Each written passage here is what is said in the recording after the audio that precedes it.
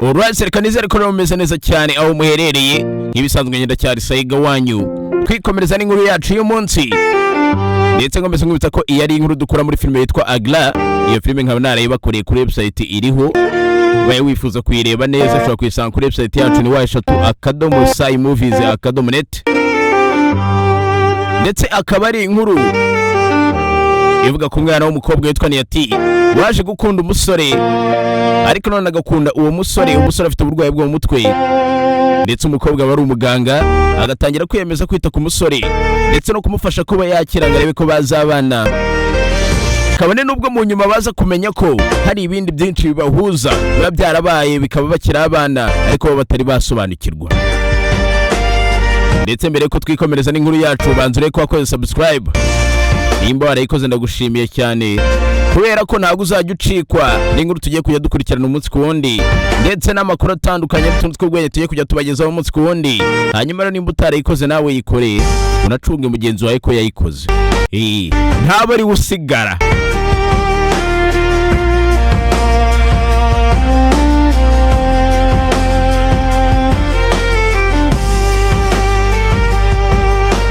Ndetse hakuno twikomereza n'inkuru yacu duheruka ubwo Abimanyu yarahaye lift Niyati akamugeza ku marembo y'iwabo akamubwira ko bazongera bagasubira ko bazongera bagahura. Niyati akamubaza uburyo abizimo, akamubaza uburyo nyine azi ko bazongera bagahura. Abimanyu agakomeza amubwira ko iryo n'ubu rero ryo rihuza abantu nta bantu bahura gutyo gusa. Ndetse amubwira ko abizi neza ko ari igeno ryabahuje ndetse rizongera rikabahuza nanone.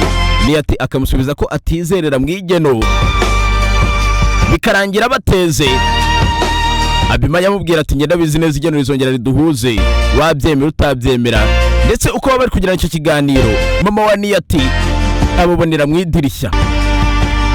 Bibutsa mama wa Niyati we abari kwifuza ko umukobwa we yashaka umugabo ariko papa we atarabyemera neza ko hari umuntu abari gushaka, hari abo abari gushaka atarabona cyo tutaramenya ngo bimeze bite. Rero muri ako kanya papa nawe itaza we na mama bari kumwe bakabona Niyati hasi bakaba bateye muri etage bamunera hasi ari kumwe na Abimanyu. Bikabatera impungenge n'amatsiko menshi cyane. Namwe bure murabizi y'ababyeyi nyine babonye abana babo nimba ari umukobwa bakamubonana n'umusore urumva hari uburyo batangira kubyiyumvamo. Ndetse uko babona bari kuganira bo ntago baba bakurikirana neza ibyo bari kuganira. Gusa Abimanyu bari gukomeza abwira Niyati ko abantu bahuzwa n'igeno byanze bikunze hari impamvu bahuye ko ndetse bazongera bakanahura. Nibwo rero Abimanyu asiganiye ataho ngaho akurira moto yakagenda. Gusa nanone ari kugenda barongera bakatwereka muri iyo mihanda neza Abimanyu aherereyemo. Wa mu mama n'undi mugabo baba bari gushaka Abimanyu twumvisha bamwita ngo n'umwana wabo nabo baba bari kunyura muri izo nzira. Muri ako kanya nanone papa wa Niyati ahita asanga Niyati hanze ku marembo agatangira kumaza ibijyanye n'umusore bari kumwe. Niyati akamusobanurira ko ari umusore bahuye gutyo gusa akamuha ifuti. Sanone biba bigaragara ko papa asa nkaho ahangayikiye umukobwa we. Niyati amubwira ko nta kindi kibahuza ari umusore bwa mbere bari bahuye akamwingingira kumuha lift kandi imvura yari iri kugwa bunije akabona ko lift atayanga akayemera. Ndetse papa bayamusanze hasi ku marembo akamusanga afite n'umutaka kuko imvura ibikiri kugwa.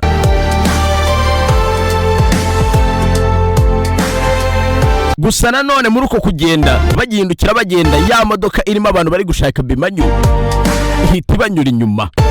Ndetse uko yakatwereka mu rundi rugo ahantu hamwe wa mama twabonye uri gushaka Abimanyu avuga ko ari umwana we abahagaze imbere y'ifoto ari kwitegereza. Ndetse abari ifoto ari kumwe na Abimanyu agatangira kugenda yibuka ibintu byabaye kera bisa nkaho yari ari kumwe na Abimanyu bishimye bameze neza bakina. Ndetse Abimanyu abamuhamagara mama bisa nkaho ari mama we.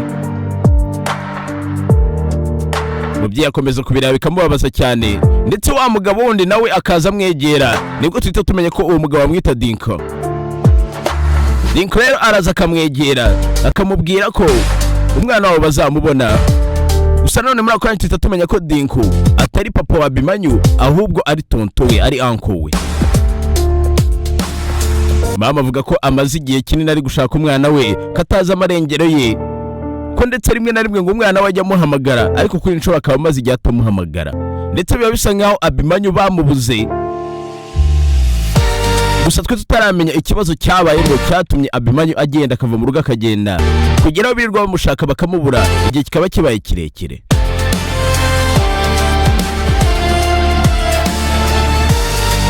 Nanone muri ako kanya bahita batugarura mu rugo kwa Niyati, aho baba bari gusangira ku meza, papa, mama n'umwana. Mama akagerageza kubaza Niyati ku musore yababonanye hanze, ariko Niyati we akamusobanurira ko atamuzi, ko ari umuhungu wamuhaye lift gutyo gusa. Mama we rero yanga kubyemera, akumva ko umukobwa we hari ikintu ari kumuhisha, ko ariyo mpamvu atari kumuha amakuru neza. Ibyo mama biramurakaza. Gusa hano kuko papa we yaganiriye n'umukobwa we na mbere hose, bahita bamera nk'aho babiziranyeho, bikarangira mama uri kubirakariramo wenyine. Birangira bimeze nk'aho papa n'umukobwa aribo babiziranyeho, mama kumva ko hari ikintu bari kumuhisha. Gusa nanone mama akomeza avuga ikintu kimwe, avuga ko umukobwa wabo akwiriye gushaka umugabo ko igihe kigeze, ariko papa agakomeza amubwira ko ibyo bintu babyumvikanyeho, ko umwana wabo ugomba gutegereza. Gusa muri ibyo biganiro bihita bigaragara ko Niyati we atazi impamvu papa yifuza ko yategereza, kuko nanone Niyati biba bigaragara ko nanone atifuza gushaka umugabo muri ako kanya.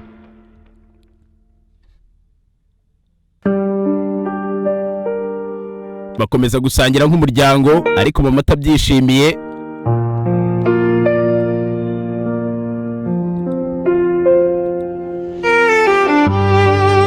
Ndetse muri ako kanya barongera bakatugarura bukeye ahantu hamwe mu mihanda ya Mumbai. Abimanyu abatwaye moto agenda yiririmbira hano, ibintu byose ari amahoro.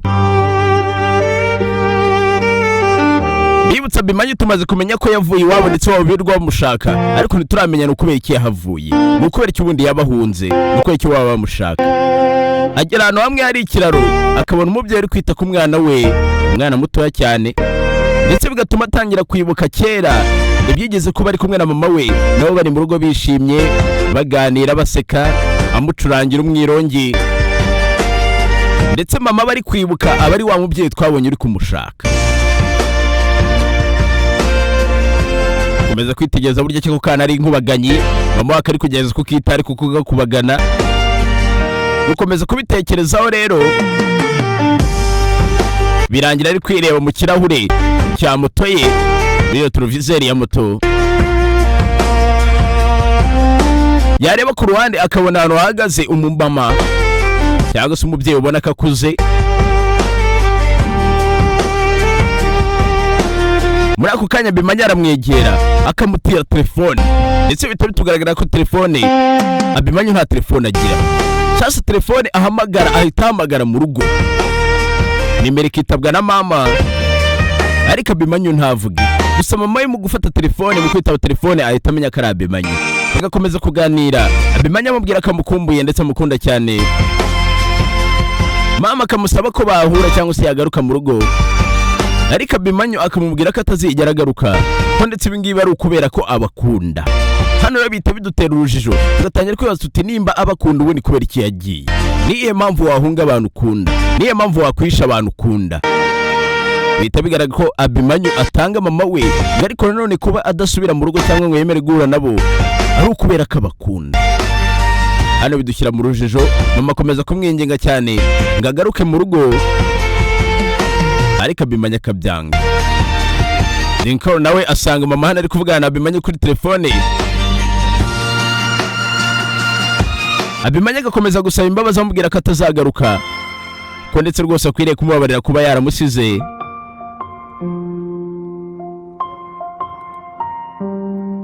Ndetse muri ako kanya nibwo mama yitahereza Lincoln telefone, nawe agakomeza kuganira na Abimanyu. Ndetse bitari tugaragara ko Abimanyu na uncle we amukunda cyane, kubera ko baganira neza, amubwira ko amukumbuye, amubwira ko akumbuye kuba bari kumwe, ariko nanone batakabaye bari kumwe. Rero bitari tugaragara ko nta kibazo bose bafitanye, ahubwo tugakomeza kwibaza no kubera iki umusore yavuye iwabo akagenda, kandi bigaragara ko abakunda nabo bamukunda nta kibazo bafitanye.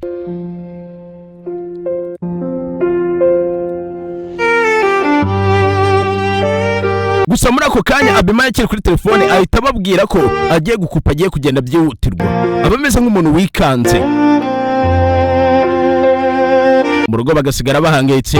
Abimanyu wava kuri telefone tubona ko yikanze, tutamenye ngo bigenze bite. Muri ako kanya bahita batugarura mu bitaro, bya bitaro Niyati akoramo we n'inshuti ye bita Sayila. Batangira kutwereka hano Niyati ari mu kazi, ari kuganiriza abarwayi ndetse aba yita ku barwayi neza cyane ku buryo abaza akabaganiriza akamenya ibyo bakeneye, atari ukubaha imiti gusa no kubavura.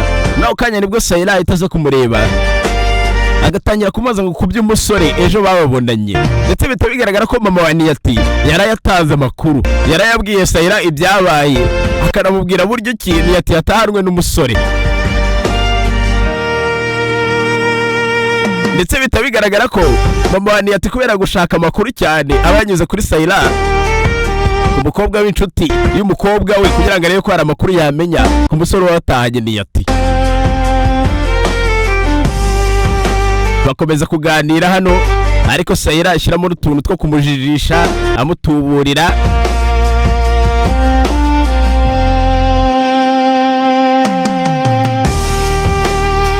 Gusa nanone bitunguranye muri ako kanya ubwo Niyati ari gutambuka muri ibyo bitaro agiye kureba ngo umurwayi waje, bihita birangira akubitanye na Abimanyu. Guhura na Abimanyu hano akikangamo, ahita atangira gutekereza ko Abimanyu we ashobora kuba ari kumukurikirana, ariyo mpamvu yamusanze mu bitaro. Ariko Abimanyu akamubwira ko n'ubundi yari yabimubwiye, yari yamubwiye ko igero rizongera rikabahuza. Akomeza rero yongera amusobanurira ati narabikubwiye ko wabyizera utabyizera n'ubundi igero rizongera rikaduhuza, nyirayo tuzongera tugahura, none reba birabaye turahuye. Gusa Niyati we ntabwo abyemera, ahubwo atekereza ko Abimanyu ari umusore uri gukomeza amukurikirana gutyo gusa nyine yamunetse akamenya aho akora, agahumya kumukurikirana. Nibwo rero Sayila ahita atangara cyane, agahita amenya ko uwo musore ariwe waratangiye Niyati, ko ndetse ariwe mama we yari ari kumubazaho amakuru. Ubwo Sayila atangira kwegera Niyati amwonga ati umusore ni ibogara ahubwo fatiraho. Gusa Niyati we bimeze nk'aho bitamurimo.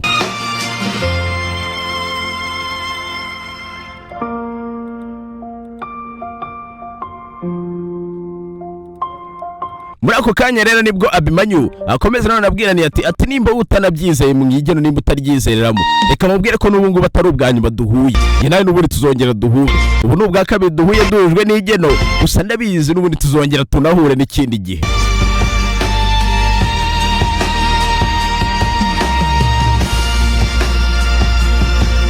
Nibwo rero muri ako kanya ubwo Niyati abakomeje gutekereza ko ari Abimanyu yaje mu bitaro wakurikiye, ahita abona ko bamuhamagaye, hari umubyeyi Abimanyu burya yazanye kwa muganga.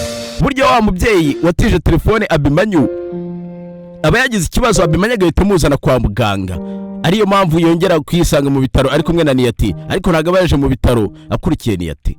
Nanone bihita bigaragara ko ku rundi ruhande hari undi mubyeyi ufite ikibazo cyo kwishyura amafaranga, baba bamusezereye mu bitaro, ariko amafaranga bamuciye ari menshi, aba yari afite umwana urwaye akabura amafaranga yo kwishyura kugira ngo bave mu bitaro. Muri ako kanya rero ku ruhande hahita haturuka Anandi murangwibukane wa mudokiteri unashinzwe ibijyanye n'ubukungu mu bitaro, akazisobanurira umubyeyi ko akwiriye kwishyura amafaranga kugira ngo asohoke mu bitaro, nawundi bitari ibyo barazi kubafungira mu bitaro. Umubyeyi akomeza gutakamba avuga ati ndagusabye reka nyure umwana wanjye, amafaranga ndazi kuyashaka n'ubundi nzayabishyura, cyangwa se ngira ikintu kimwe njya kugurisha ariko amafaranga nzayabone nzinyabishyure. Agakomeza kubyanga, akanga gufasha uwo mubyeyi. Ibyo byose babiri kuba Abimanyu ahagaze ku ruhande ari kubyumva, ndetse na Niyati ari kubyumva, n'abandi barwayi bose bari mu bitaro bari kubyumva, kubera ko baba bari kuri reception y'ibitaro. Niyati agerageza kumvisha Anandi ko uyu mubyeyi bamufasha bakamureka akagenda, cyangwa se akagabanyirizwa igiciro kubera ko aba yishyuye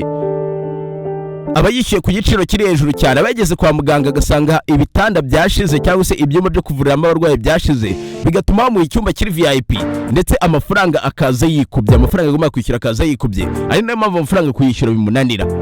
Urumva bagiye kwa muganga yateguye ko wenda ari buze kwishyura amafaranga nk'asanzwe, yagera agasanga ibyumba byashize bakamuha icyumba kiri VIP, amafaranga akaza yikubye. Ibyo byose uko byabaga babiganiraho, umubyeyi ari gutakambira Anandi, ku ruhande Abimanyu yarabyumvaga, ndetse Niyati nawe ahari, n'abandi bantu bari kuri reception babyumva, abaganga n'abarwayi. Uwo mubyeyi akomeza gutakambira Anandi cyane, amubwira ati basi wenda reka ngende ngira ikintu kimwe njya kugurisha, ariko nimufungire umwana wanjye mu bitaro mureka agende.